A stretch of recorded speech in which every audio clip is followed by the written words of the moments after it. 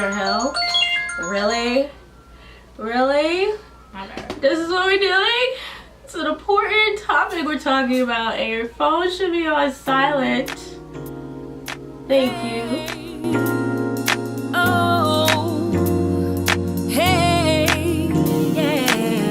Welcome back to our channel. What's up? What are we calling ourselves on this? Are we still blue or? Of course. What do you mean? We're blue. It's ebony and ivory blue ivy. Yeah, sorry we have been MIA. We gave you guys a video and then disappeared from the face of the earth. We've been gone. Yeah. And it's because Mother Nature had a different plan for us. Ooh. And that plan was to kill us with pollen. Yes. She's still kind of going through it. I'm a little bit drugged up, so it's helping me out a little bit, but well, whatever you took, you needed to get out to me. I told you what I took. I took NyQuil last night. It helped me go to sleep. And I guess it's still in my system because it's helping me not to like sneeze and I'm not sneezing, but basically I'm cold now. So, but we're here, we're live. Thank you for checking on us, those of you who care if we're alive or not. In this video, we'll be talking about like a touchy subject, but like I told Fee, is one that we have to talk about because, I mean, this is what people go through, you know? And in the title you see, it's surviving death. Now this could be like somebody who committed suicide, somebody closest to you who died, somebody who tried to kill themselves, if you tried to kill yourself, whatever that means. Like just basically like how you felt, like how did you push through, because a lot of kids nowadays, like a lot of these younger rappers are like, you'll see somebody who overdosed on something and they're dead, or like a lot of people go through things and they want to kill themselves and you're confused as to like why they even felt that way, because you probably spoke to them every single day and you're just like, I never even knew. You know what I'm saying? So as far as I go, I remember one person I was close to who passed away. That was my uncle. I was like 12 years old, but it didn't click. I didn't really understand what was going on. Even though I was 12, like I knew he passed, but I didn't understand like the depth of it. I remember thinking like, so he's passed on, right? They talk about heaven and hell all the time, and people always complained about like how he treated folks. So does that mean he's going to hell? So I remember thinking like for like a year, like, yo fam, did my uncle go to hell? So is he like burning in some flames right now? Because a lot of people complained about his actions while he was here. So I remember for a long time I didn't want to go to church. I didn't want to pray. I didn't want to do none of that stuff because I just didn't understand, like, if there's somebody like the man upstairs, like people talk about, right? If there's somebody out there who protects us, why when you pass on he'll send you to hell? Like I didn't get it. Right. It just didn't make no sense to me. So I remember for a long time, like I didn't understand death. Like I didn't understand like what happens when you pass on. I mean, I never really, me honestly, I don't believe in like the heaven or hell. Really? Really? Okay. This is what we're doing?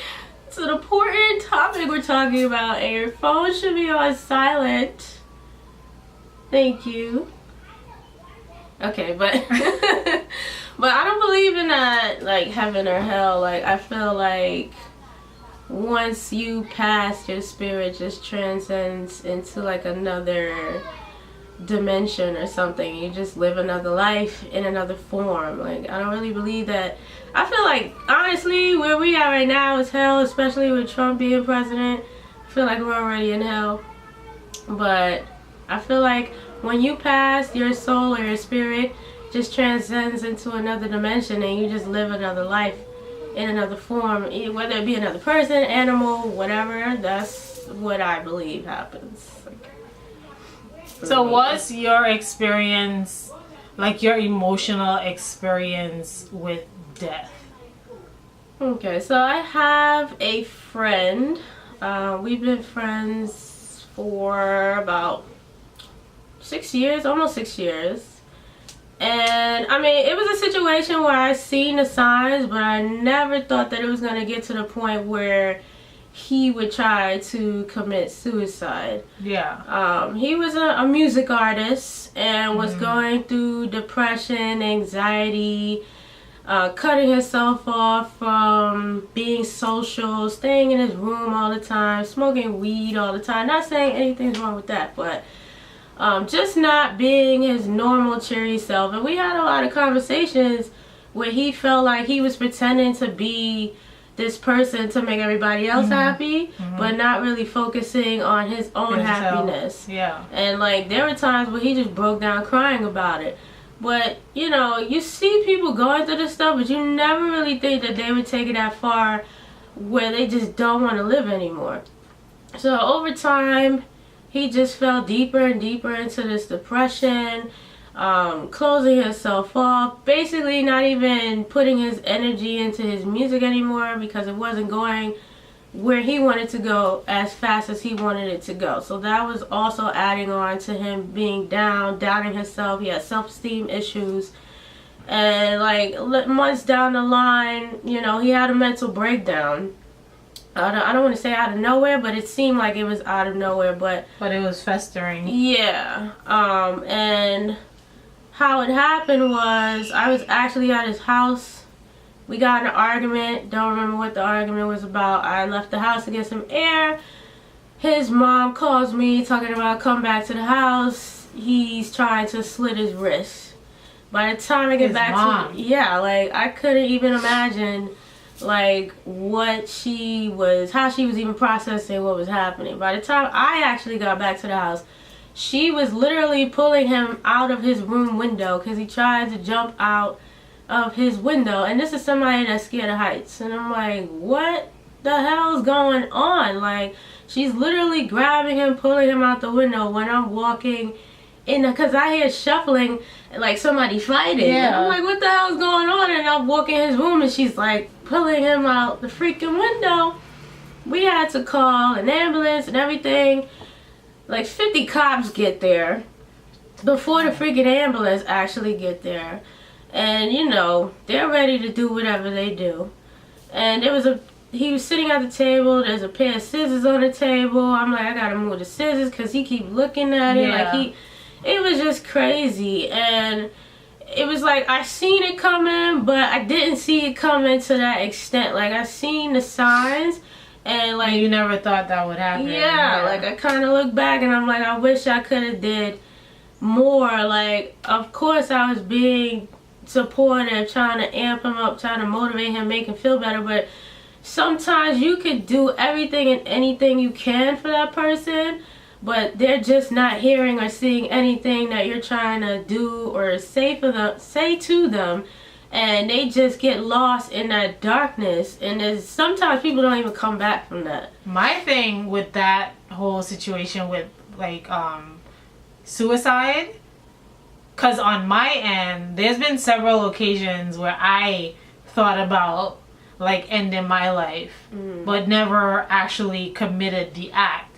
I feel like a lot of people have those thoughts, but they don't follow through with it because they're probably like going through something and they feel like the easiest way is to just end it all, and they don't have to. But then what clicked me out of it is like, yo, how is this gonna affect my mom? I can't leave my grandmother like that. That's effed up. And that's why a lot of times like somebody close to you passes away, I think in that moment too, like when I was 12, once like a year later, I was pissed because I was like, yo, why would you leave me? Me and my uncle were close. Like, why would you leave me? One, like I expected you to be here. Two, and like, what am I supposed to do now that you're not here? Like, how am I supposed to explain this? It's selfish, but I mean, that's a natural reaction. Like, that's how you feel when people you love are no longer here, or people you love are here but they're hurting themselves, you're like, I get that you're going through stuff, but then a selfish thing inside of you kicks in, like, fam, why would you do that? Like, there's a bunch of people here that loves you. Yeah. A perfect example, I don't know if you ever saw this, but there's a show called 13 Reasons Why on Netflix. I heard of it, but I never seen it. You should watch it. Jesus Christ. That show, it shows, basically a synopsis is a girl, she's in high school and she kills herself because she was bullied and raped and lied about in high school. So she made like I think she made like 13 tapes for 13 different people who affected her throughout the whole time, and she sent it to them and they listened to it to figure, like, to see why she killed herself. So she basically, in a sense, like, blamed them. Yeah. And then it comes up that at the end he brought like a gun to school and was about to shoot up everybody, but one of the people he was cool with like stopped him.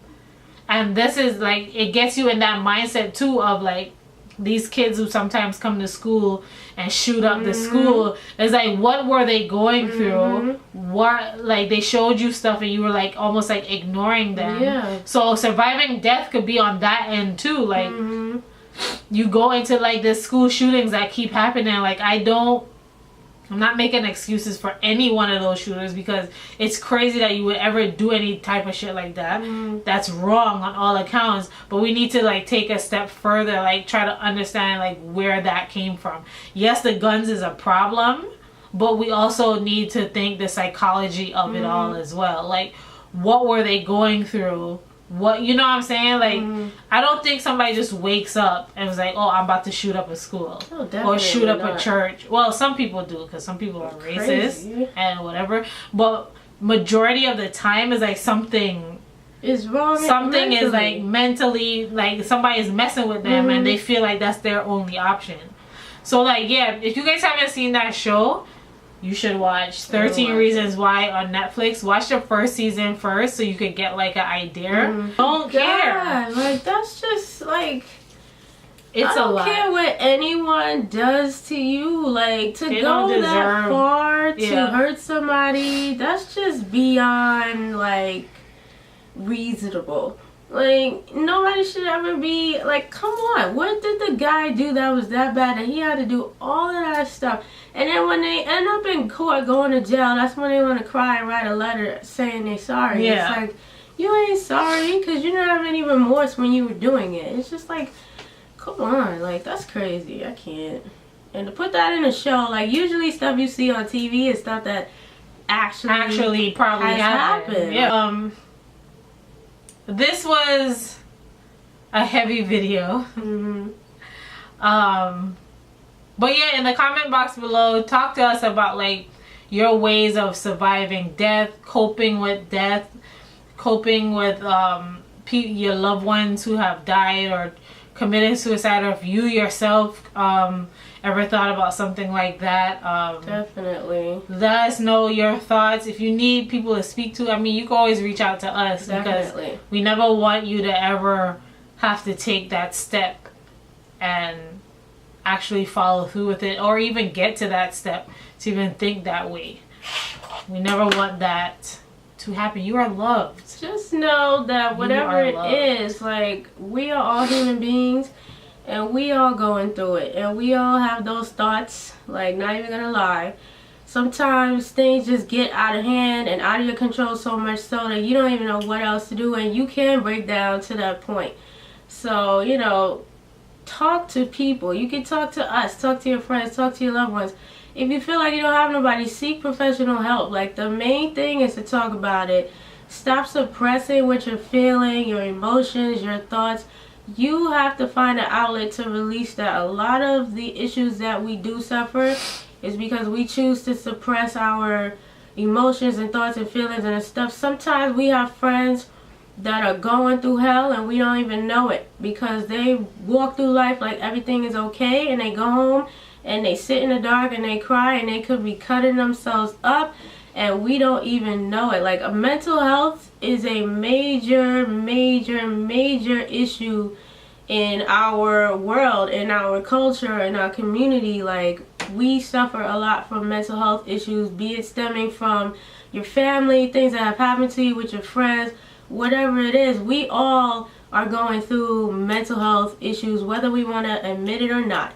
So if you are someone out there that is watching this, yes, we are here for you. We are here if you need to talk, if you need some guidance, whatever it is. Don't be afraid to open up and talk about what's going on. Anyways, guys, we will see you next. I can't even give you a date because I don't even know. Just subscribe and turn on that notifications.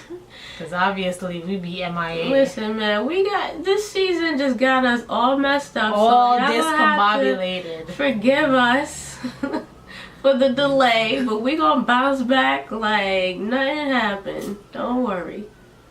We will see you guys next time. Don't forget to like, comment, and subscribe. And make sure you follow us on Instagram, embrace_blue without the E, BLU. And you can check out our podcast as well, We Wonder. And just make sure you guys stay tuned. We got a whole lot of stuff we're working on for you.